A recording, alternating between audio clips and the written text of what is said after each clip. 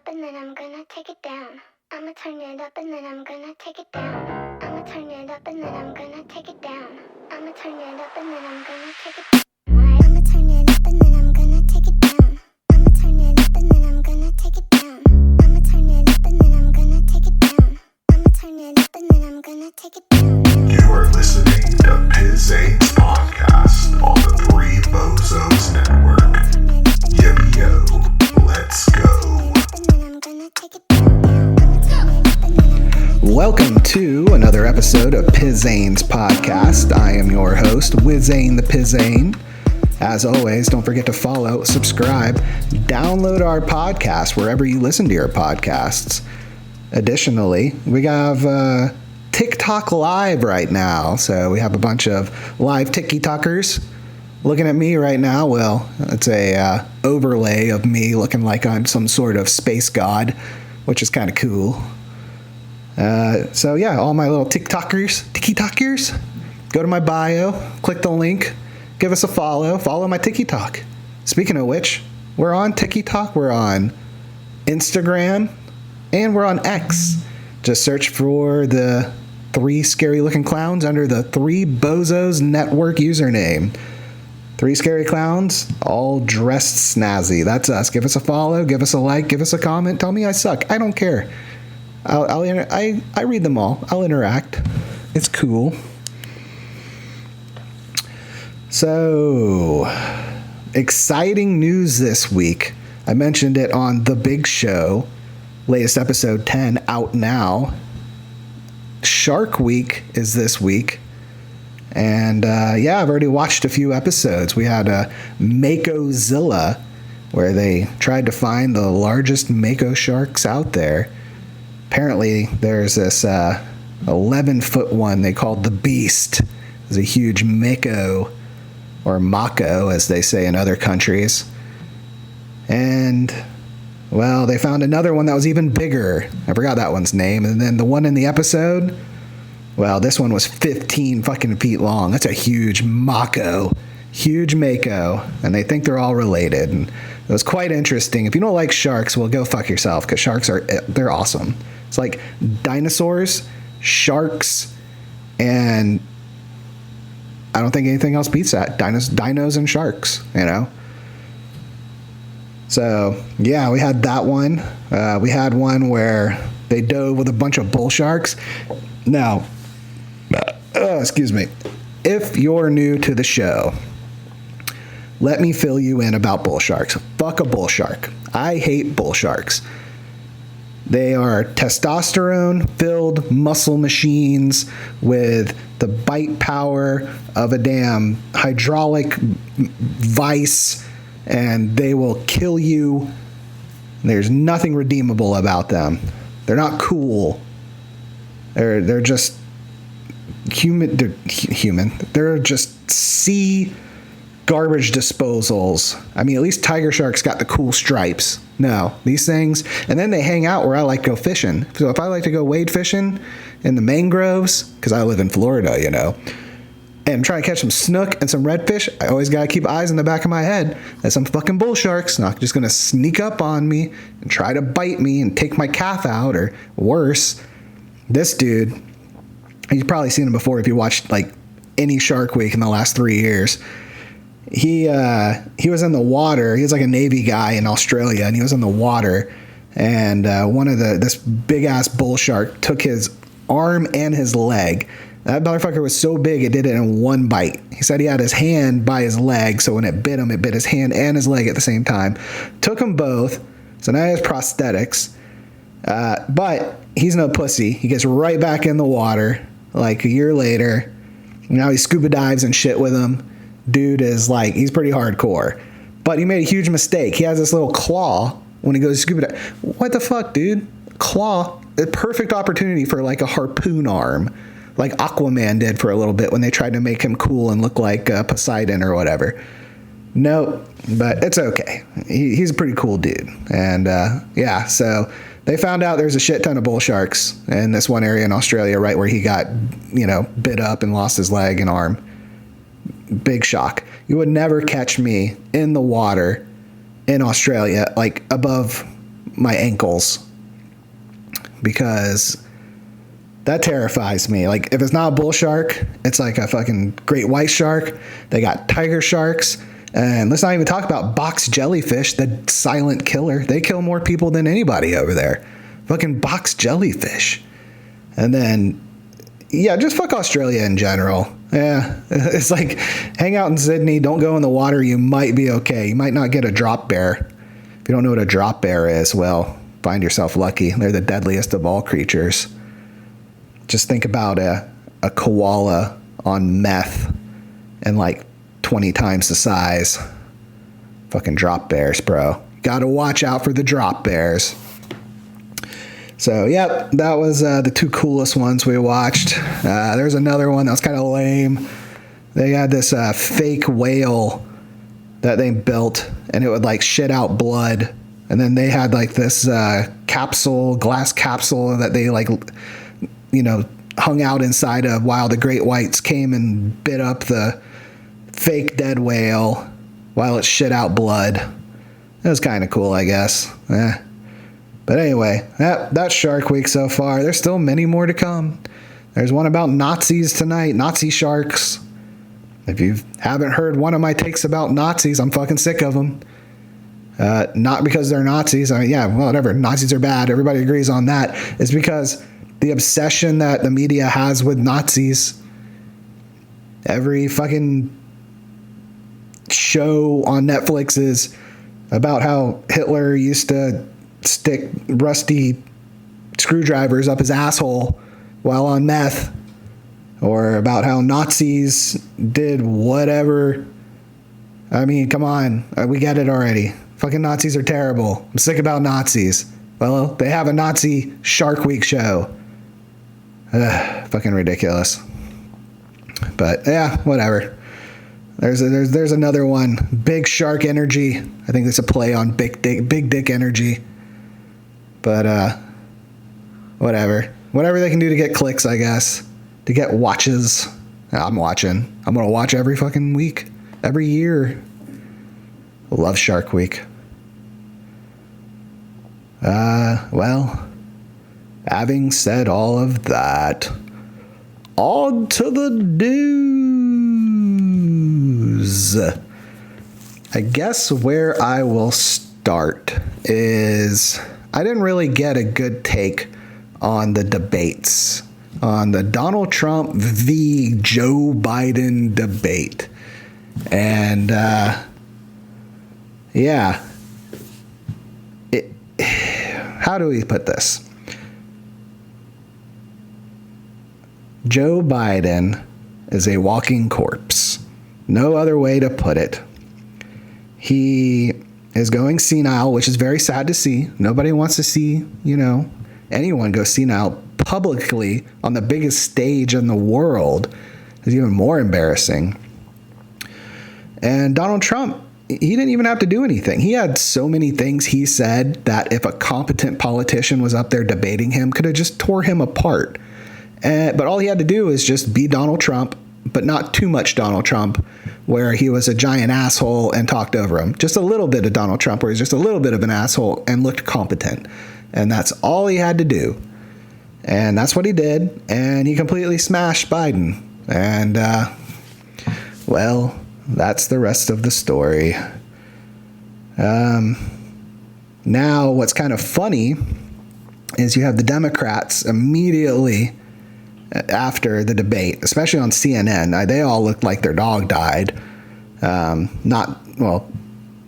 president, is more likely to. But regardless, they first thing they said was, who are we going to replace Joe Biden with? Like, he wasn't going to run. And now that nobody has convinced Biden to step down, in fact, his family has said, no, keep going. You can do this. Dr. Jill Biden and Hunter Meth Head Biden, they convinced him, no, you can keep doing this. You can keep doing this. And the Democrats have no choice. He has to step down. They can't remove him. They can't pick somebody new. He already has the delegates. That's how this works. And so now they're doing it about face. Now they're just saying, no, he had a bad night. He's not going senile. He just had a bad night. And they're still putting their full force behind him. The damage is done. All right. It happened to Nixon when he debated JFK. It happened, and it's happened to Biden. The damage is done. There's nothing he can do. He could be perfect from here to the election with no more senior moments, and he still won't win. And I mean, that it's not like I want Donald Trump, as a president, but he's not senile. He has his senior moments sometimes, and that's the other thing I hate. I hate it when people try to do a both of them are going senile thing. They are not both going senile. One of them is older and is having has like some senior moments sometimes, but is still pretty sharp. And the other one needs to be, hit with a defibrillator right before he goes out and speaks every single time. Dude is not looking good. He had he being Biden, had a NATO speech today. He spoke at NATO, and he sounded really good there. So I'm sure Democrats and the left are going to basically look at that as, see, he still has it. He still has it. It's like, no, we all saw. The whole world saw that he does not have it. He can have moments of clarity. He can, but no, he does not have it at all. To go saying, here's an article on AP News. Biden support on Capitol Hill grimly uncertain. A 7th Democrat says he should drop out. Oh, no. The mood on Capitol Hill turned grimly uncertain Tuesday as Democrats wrestled over President Joe Biden's re-election and the extraordinary question before them, whether to stand behind his candidacy or push the president to bow out amid concerns over his ability to lead them to victory. There's not going to be a victory. I'm sorry. Spoiler alert. The conversation was dour and sad in the House, lawmakers said, as they discussed their party's leader who emphatically refuses to step aside and implored them in his sharply worded letter to refocus for him to the threat posed by Republican Donald Trump. This whole thing that Donald Trump is going to destroy democracy. Come on. We have these things called checks and balances for a reason. A president wields a lot of power, sure. They really do. But we have all these other branches of government to make sure they're not a dictator. As much as Donald Trump wants to be a dictator, if you believe that, he can't be one. It just can't happen, okay? If that happens, America falls, and that's the end of the greatest empire ever, which that's what we are, the U.S. We are the greatest empire ever. It's just a fact, It was the Roman Empire, I think, before that. So it's not going to happen, though. That's what I'm saying. Anywho, let me get back into this. Late in the day, a 7th House Democratic Representative Mickey Sherrill of New Jersey publicly called on Biden not to run for re-election, saying with Trump seeking to return to the White House, the stakes are too high and the threat is too real to stay silent. Like, they're really trying to push that fear aspect of Donald Trump. But at the same time, they are not coming together to support Joe Biden. And we're in July. The election's in November. It is way too late to be pulling this shit. Yeah, no way. No way, no how. I really can't believe they, this whole time, they, basically, this was the horse that they were going to bet on, knowing that, I mean, we've all kind of seen it for years now, Even the first time around, he had these moments, but they weren't as bad. That's the reason why he won, because, he could still get by on it. but you could see the decline, especially after he became president. Year after year, just got worse and worse and worse. Watch a video of him from 2020 and watch that debate, and just tell me there is not a huge decline in his mental facilities. There just isn't. I mean, it just is. Yeah. Now I might be having a decline in my mental facilities. I'm not denying that. I never claimed to be a smart man. That's kind of the point of this show, is I'm a below average intelligence giving you my opinion on the news. I just read maybe a few more news stories than the average person does, you know? It's just how it goes. But hey, if you want smart people, there's plenty of smart people out there you can listen to. Probably have spicier takes than I do. That's okay, though. That's okay. We can squash the rest of this story. Basically, the Democrats aren't in unison supporting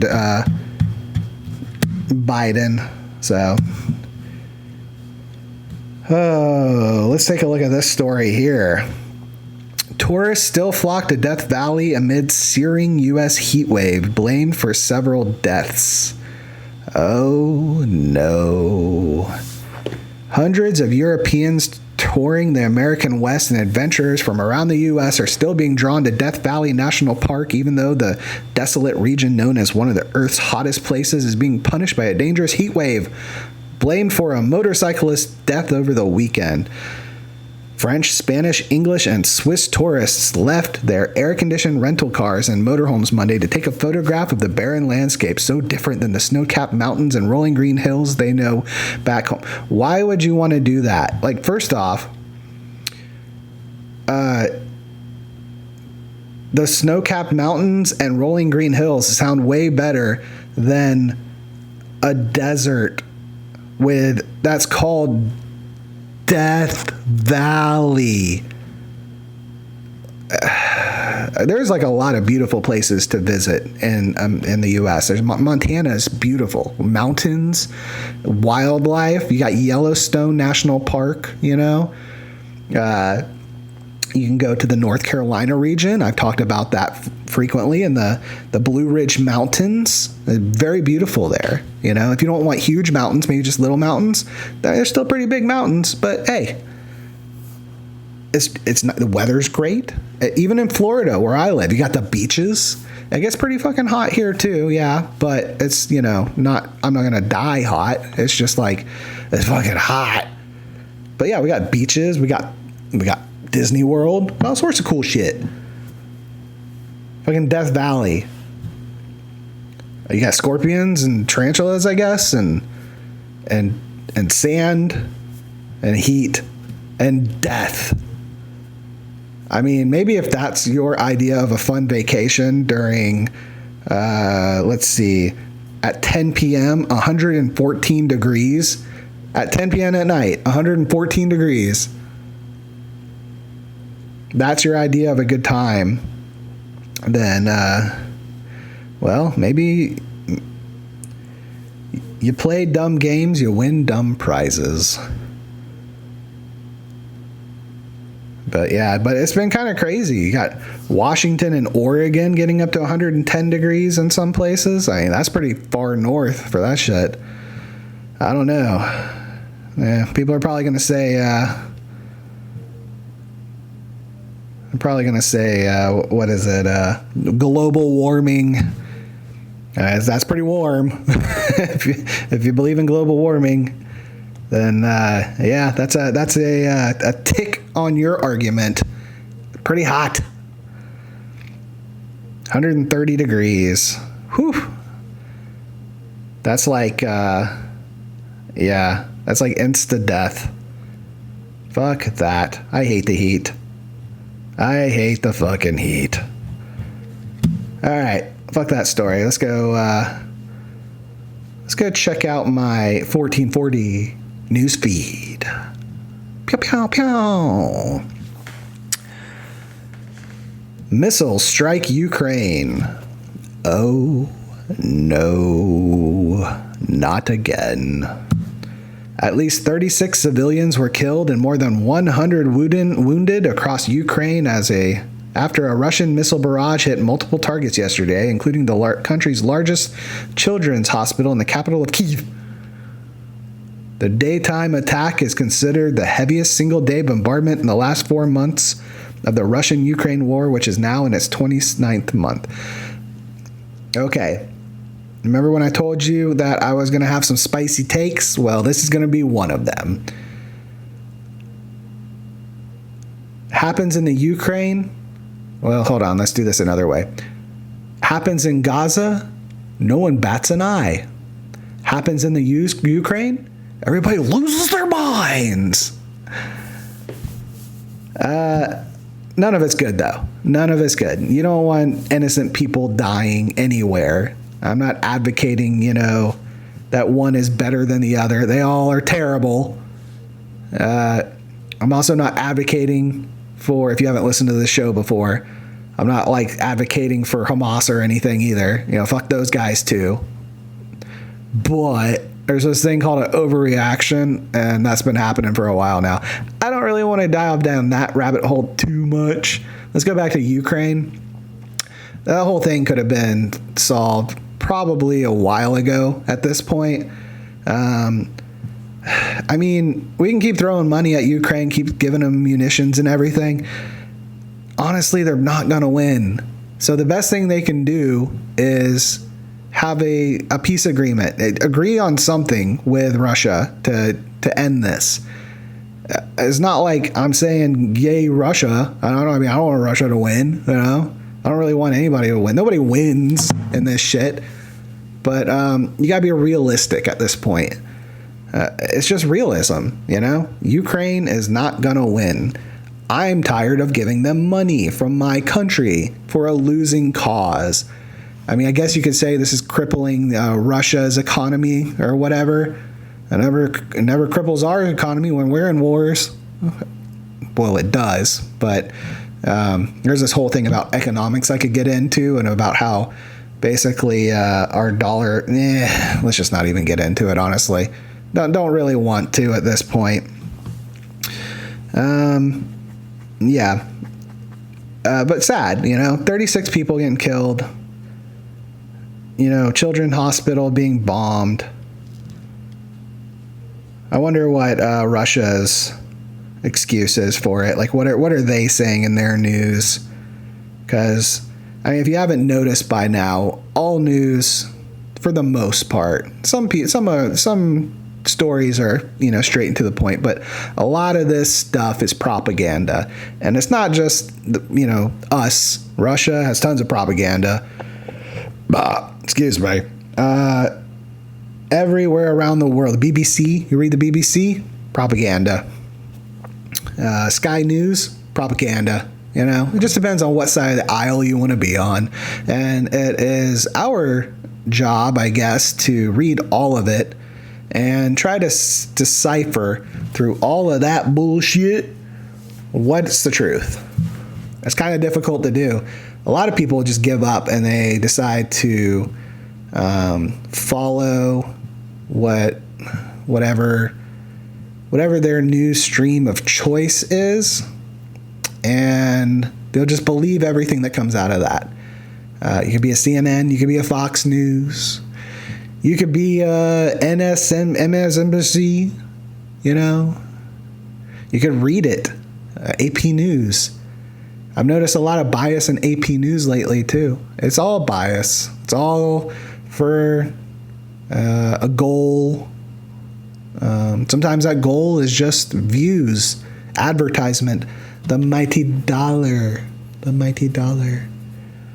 But sometimes it's, I think it has an agenda. I don't know. Starting to delve into some conspiracy theory talk. That's dangerous. We all know that's dangerous, right? Conspiracy theories. I love conspiracy theories. I don't believe them all. That's the thing. People will call you a conspiracy theorist if you believe one conspiracy theory. You're telling me JFK got shot by one guy that far away with like a bolt action rifle? twice while moving. I mean, come on. There's a ton of conspiracy theories out there that came out to be true. That's why it's hard to believe the government on anything. But you can't go too far in the other direction. You do not want to be tinfoil hat guy. Alex Jones, you don't want to be that. That's a little much, you know. I would just recommend question everything, believe nothing, but don't be a crazy fucking person either. Yeah, there you go. Yippee-yo, there you go. I haven't said yippee-yo in a while. I think it's my wife beating me down. Old K-cup slow drip. Saying Heidi-ho, let's go. Mocking my catchphrases. Skydance Media merged with Paramount. That's a kind of a big deal. Paramount is 112 years old. And they merged with Skydance Media. I don't know what Skydance Media is, but apparently they're fucking rich enough to buy, or at least merge with Paramount. Yeah, I guess it lost $17 billion with its streaming service, which is a shame because I like their streaming service. I watch a few things on there. Some good shows. You got Beavis and Butthead. You got South Park. You got Criminal Minds. That's one of my favorites. It's kind of funny when you watch Criminal Minds and it's been like on network television for 17 seasons. And then they come back and they go on a streaming service and then everybody says fuck.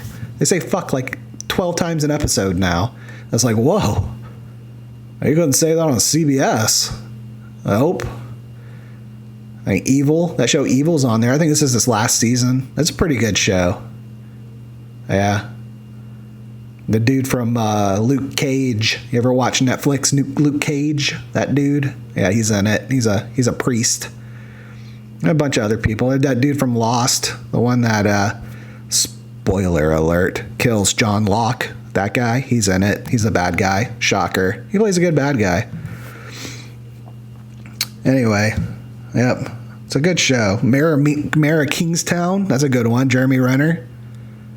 You would think that Paramount Plus is like paying me for this shit. You don't have to. You have some good shows. Oh, Alec Baldwin faces trial because he shot that chick on the set of Rust. He had a prop gun. If you didn't hear the story.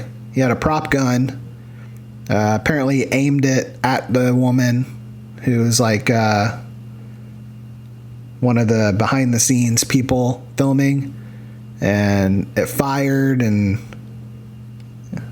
anyway, Baldwin maintains he did not pull the trigger and has pled not guilty. They're saying he was negligent. Yeah, by not adhering to industry safety standards, while the defense contends responsibility lay with the film's armorer, Hannah Gutierrez-Reed, who was sentenced in April 8 to 18 months in prison for her role in the incident. Jeez, they're like trying to get everybody for this thing. Well, somebody dies, somebody has to pay for it. So the defense has recently failed to have the case dismissed, citing damage to the gun during forensic testing. Huh. That seems kind of shady. If convicted, Baldwin could face up to 18 months in prison. That's like nothing. They put him in a white-collar prison. He'd serve probably like 10 months and get out on good behavior. That's the thing. Rich people get away with everything unless you go against the government and they will fuck your shit up. Yeah. My favorite comedian podcaster, Dave Smith, always says that the government is the biggest gang and they just run everything. If you think about it, they are, you know. If you don't pay them money, they will come after you and they will put you in jail. Home of the free. Free to go to fucking jail.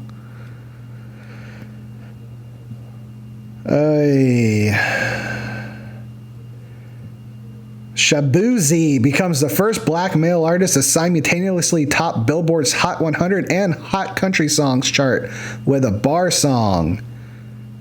Tipsy. I haven't heard that one yet.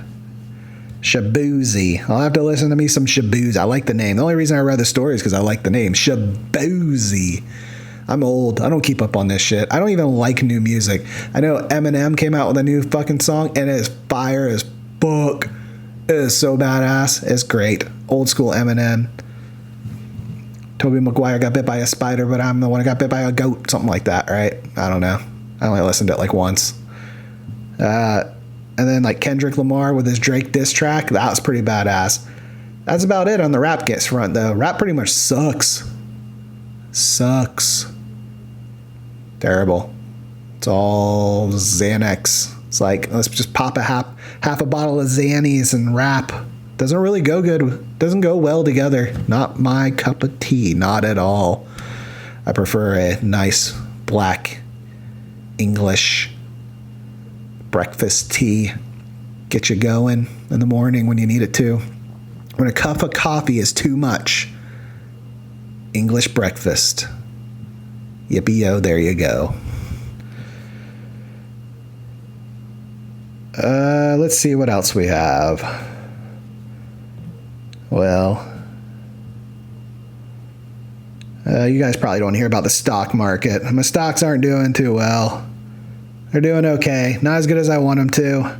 I want to retire already. 40-year-old being retired. I made some pretty good investments.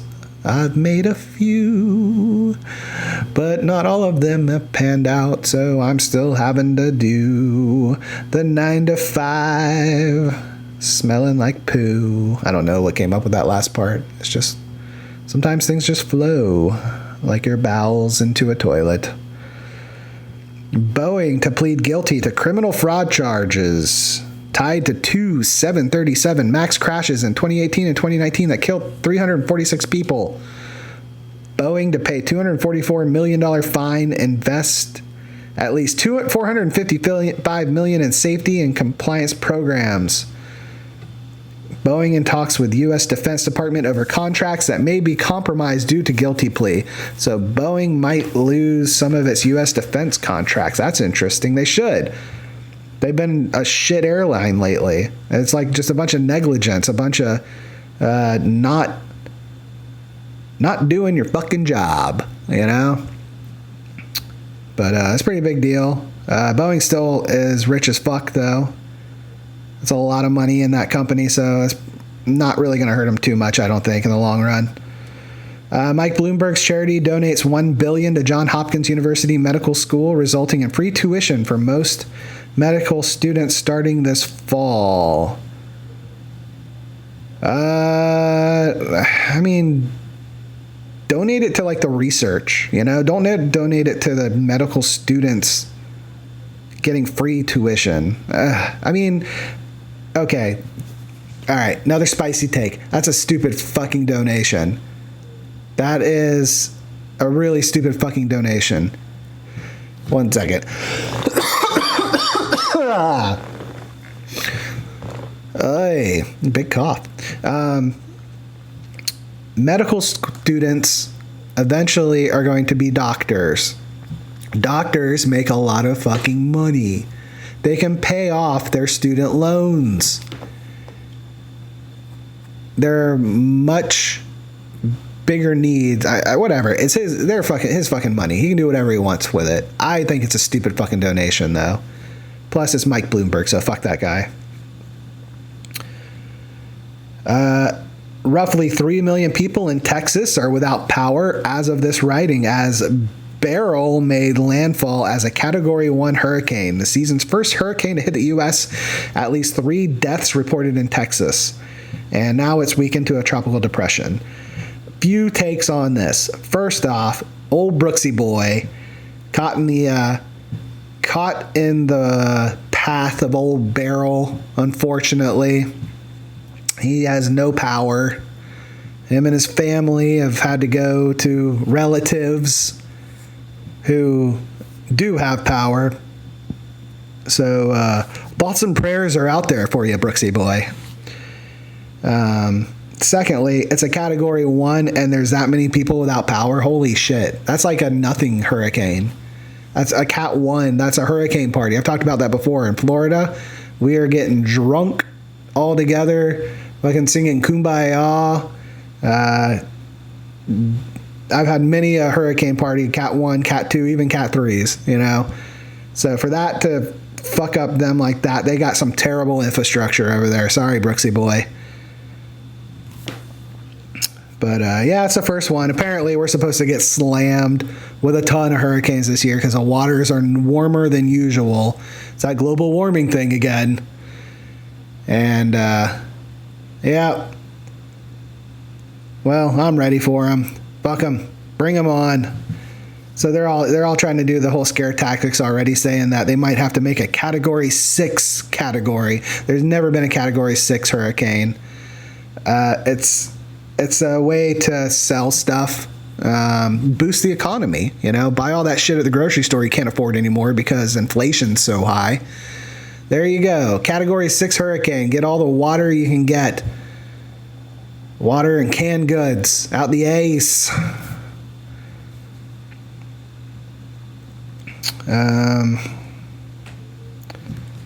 Three Columbia University deans placed on indefinite leave over text messages that were allegedly anti-Semitic in nature.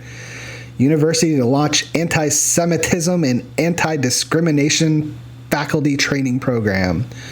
I would like to see what these anti-Semitic text messages were. I wonder, anything short of, well, who knows? They could have been calling them like the K word or something like that, which would be terrible. Let's see. Revealed behavior and sentiments that were not only unprofessional but also disturbingly touched on ancient anti-Semitic tropes. Let's see here. They say their names. I'm not going to read their names off for that. Language that means members or community. Blah, blah, blah, blah. Passionate said in a text message, one panelist was taking full advantage of this moment and added it was huge potential for them. For appeared to mock concerns of anti-Semitism on campus. Chang Kim made a rude remark, I've said his name, remark about another panelist, to which Soret replied, LMAO. It still doesn't say what they said. I'm not gonna, so basically what they're, it looks like they got fired because they don't really believe in the whole things are anti-Semitic there, which they kind of are a little bit, and they kind of aren't a little bit. I think Columbia is trying to do an about face from earlier. They looked really bad when they wouldn't, when the presidents of the universities, it was them and a few other colleges, and they wouldn't demean blatant anti-Semitic chants and stuff like that from protesters. So they're trying to do, they're going to swing the pendulum in the other direction. So this might be an overreaction, honestly. I usually if something's that bad, they will say what it is. They just kind of allude on it. So I don't know, maybe the guy called him a motherfucker and the guy says LMAO. And maybe because he's Jewish, they, you know, oh, that's anti-Semitic. I don't know. I don't believe that. I'm a give me all the information kind of guy. I want to see it. I want to see what was said. Until then, I will hold judgment. Because the first thing we'd like to do, we like to jump on people and presume guilty before they have a chance to prove their innocence. Then again, these guys could have said some really messed up stuff. So who knows? We'll see. Oh, let's see. America's most and least stressed cities. I'm going to say the most stressed city is New York. And the least stressed city is probably like some city in Maine.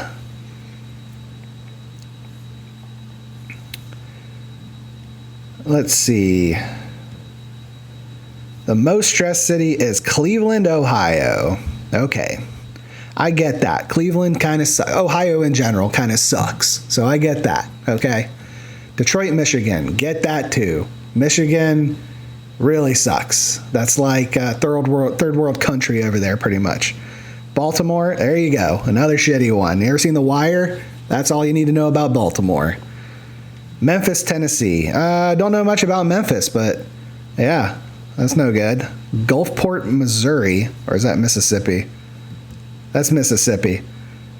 Gulfport, Mississippi. Yeah, I hear Mississippi sucks all around. It's like one of the worst states in the union.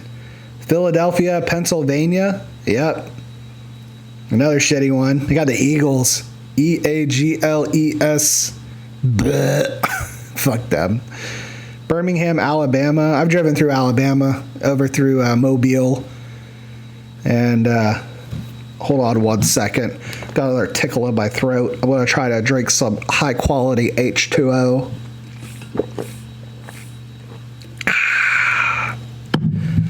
Much better.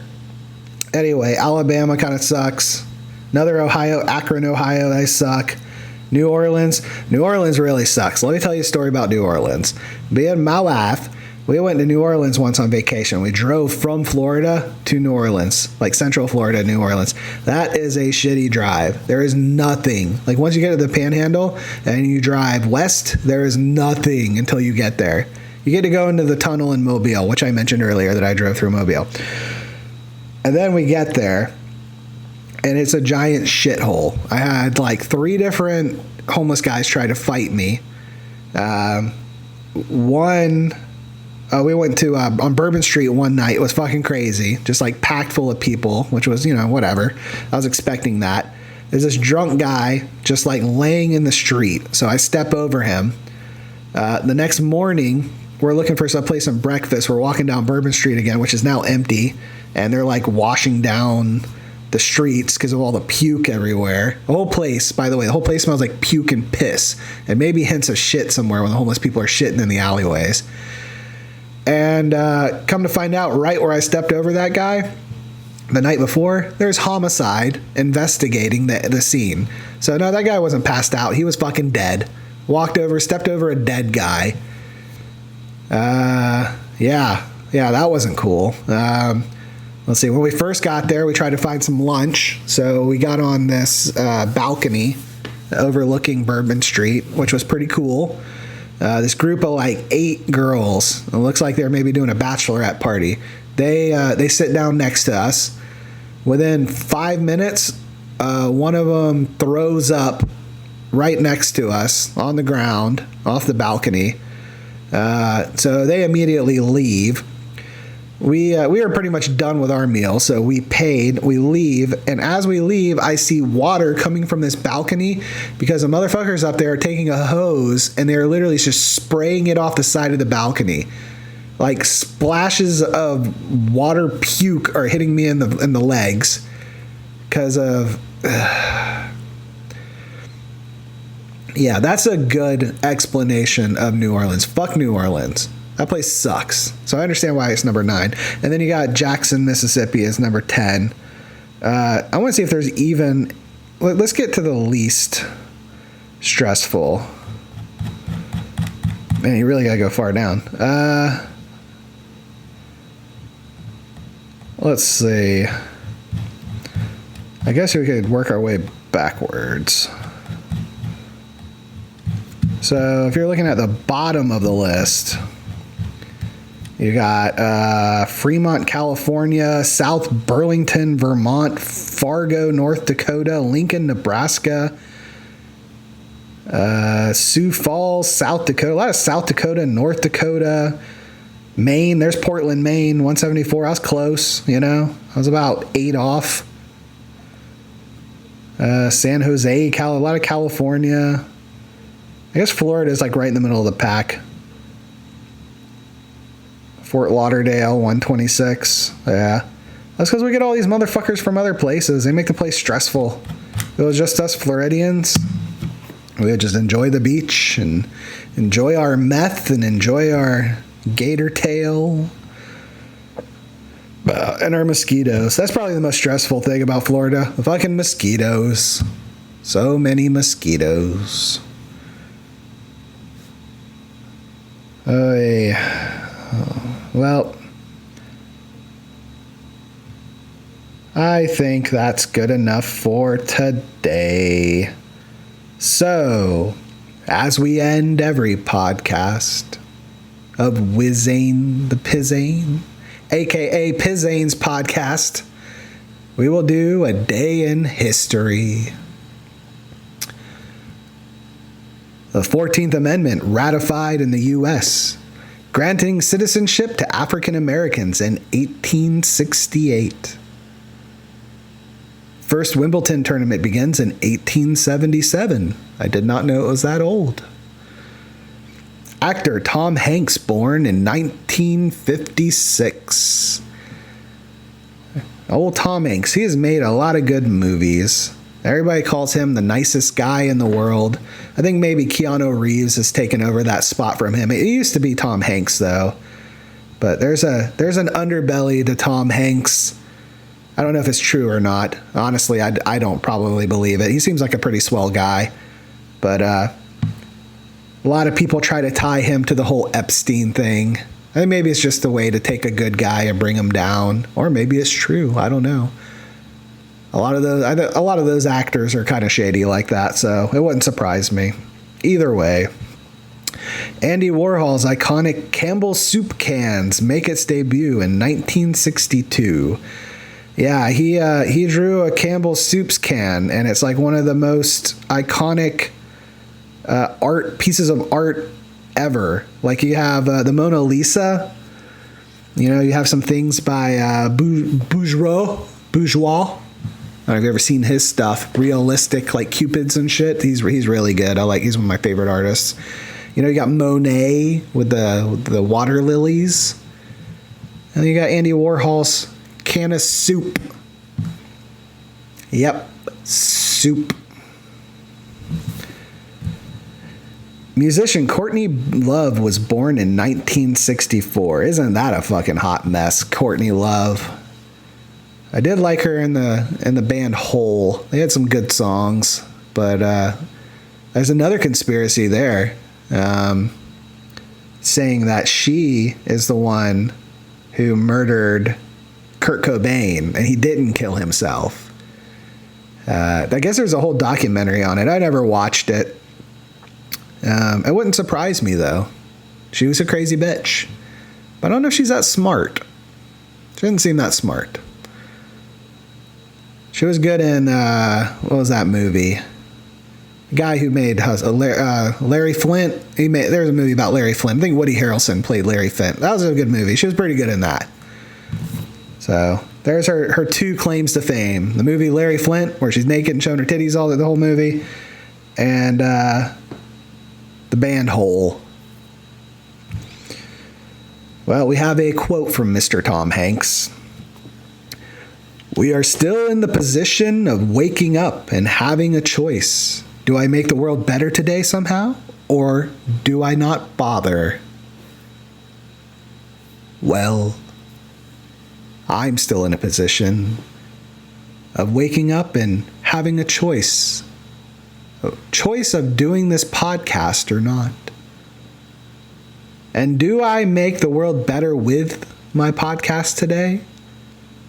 Or do I not bother? Well, I try to make the world a little better every time I get on this microphone through laughter and information. Things to make your day just a little bit better. Make you a little smarter. From a guy who's not too smart. But the worst thing you could do is not bother. And you will never see me not bother. Oh, bother. So don't forget to follow, subscribe, download our podcasts. Wherever you get your podcasts. We're on pretty much all of them, at least all the good ones. Give us a follow, give us a like, Give us a comment on our social medias. You can find us on TikTok. Right now, you can find me live on TikTok. Live. Or X or Instagram. Just look for the Three Scary Clowns under the Three Bozos Network moniker. Three Scary Clowns wearing snazzy suits. That's us. Well, it's been fun, people. I appreciate all of my TikTokers who came in and listened to me, even if it was just for a little bit. Like to give out a shout out to user Ben for the likes today. We really appreciate it. And, well, that's all I have for you, people. Yippee-yo, let's go. See ya.